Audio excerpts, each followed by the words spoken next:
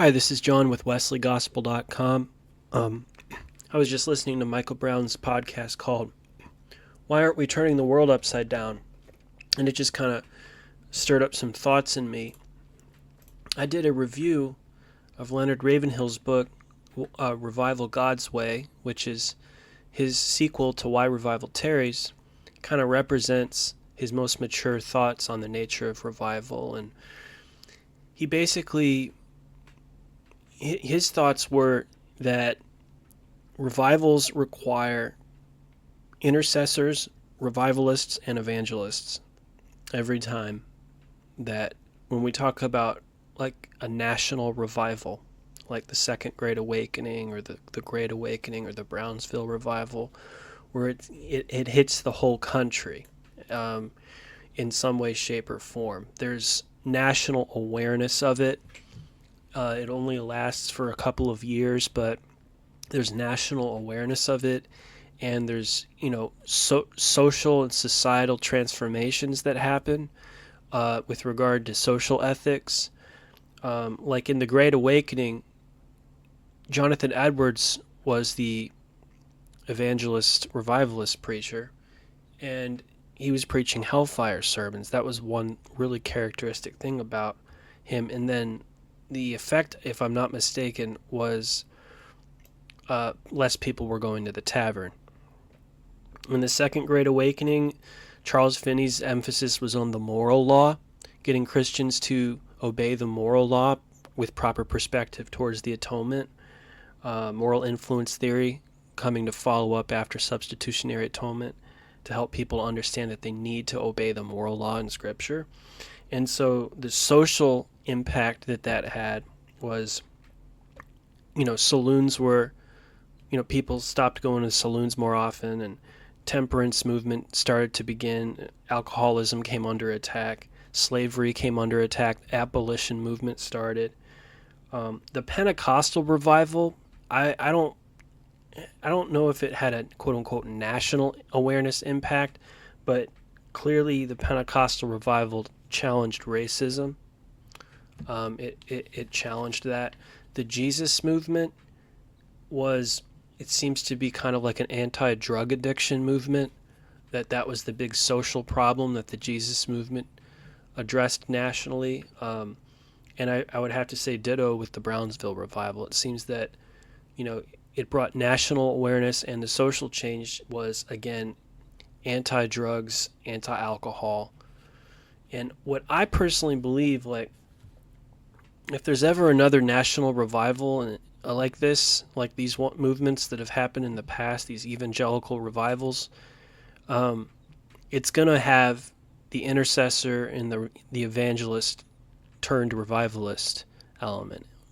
It's going to be some evangelist will be just randomly picked and become a superstar for a couple of years, like Steve Hill was, like Jonathan Edwards was, like Charles Finney.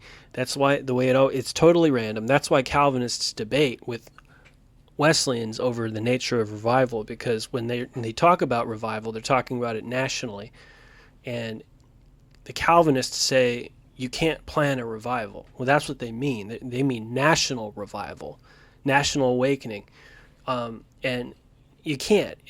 There is a spontaneous and sovereign element with that when we're talking about it like that. And there's one preacher that gets picked. It's like a luck of the draw sort of a thing. Of course, it's not luck. It's according to God's providence. And he picks one person, makes him a superstar for a couple of years, right? And then he goes into obscurity after the revival's over. And that's kind of what happened at Steve Hill.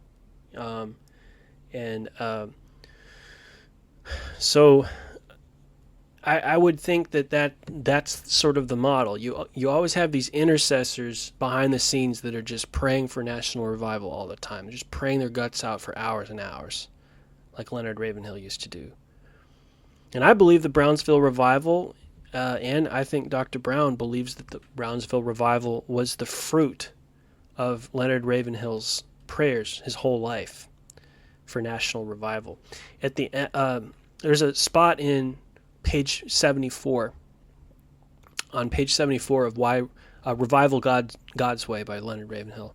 Page 74, he says that Cotton Mather devoted 490 days and nights in intercession for revival in New England. That's like a year and a half of days and nights of intercession for national awakening in New England. Cotton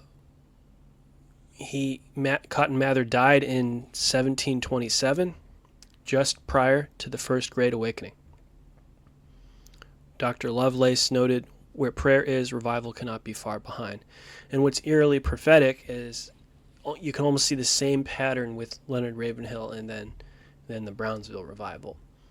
Right when he died, just the year prior, it seems that if that pattern could be repeated, the intercessor dies and then the revival happens after the intercessor dies the next year.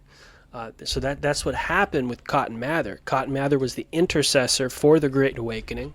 He died in 1727, and then the Great Awakening started. Leonard Ravenhill was the intercessor for the Brownsville revival. He died in 1994, and then the Brownsville revival started.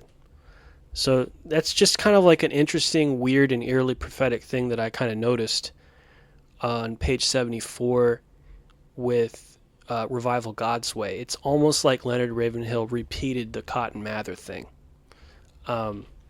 which is incredibly. It gives me goosebumps all over my arms just thinking about it.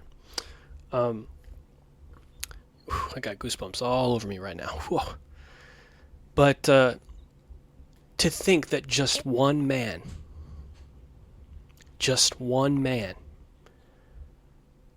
could bring about a national Great Awakening because of his prayer life. It's just an astonishing thought. Just an absolutely astonishing thought. And another thing that I would like to say is that it seems that whenever an American great revival has happened, Great Awakening, Second Great Awakening, Jesus Movement, Brownsville Revival, is that some major vice, some sort of a major social vice that is really gripping people with addiction gets either challenged or partially overthrown for the moment. And I think that the biggest one right now is online pornography addiction. So if we do have another national Great Awakening because of some intense intercessor and the cogwheels of divine intervention start to arrange people together for that because of that man's intercessions.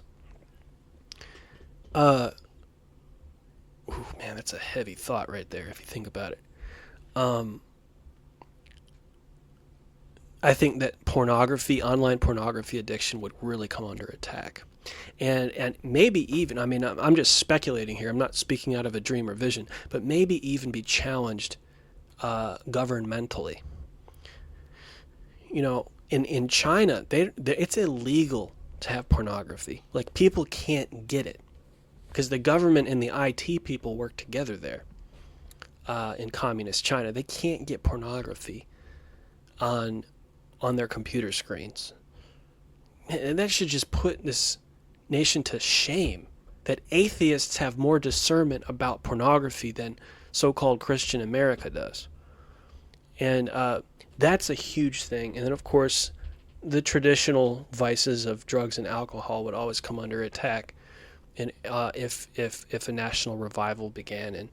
And just Wesleyanism and Puritanism. Cotton Mather was Puritan theology. So was Leonard Ravenhill with a Wesleyan twist. It's the same thing. It's the banner of truth type theology, and there's no TV. There's no TV going on. Leonard Ravenhill only occasionally watched TV a little bit towards the end of his life. So there's absolutely no TV. There's an intercessor, and it's banner of truth theology, and that guy is shut up with God, and God starts to move the cogwheels of divine intervention through angels and such in response to that one intercessor's prayer life. So it doesn't have to be announced. It doesn't have to be arranged or anything like that. It's because of supernatural response to the intercessor, to the Puritan intercessor. Anyway, those are my thoughts on national revival. God bless out there. This is John with WesleyGospel.com.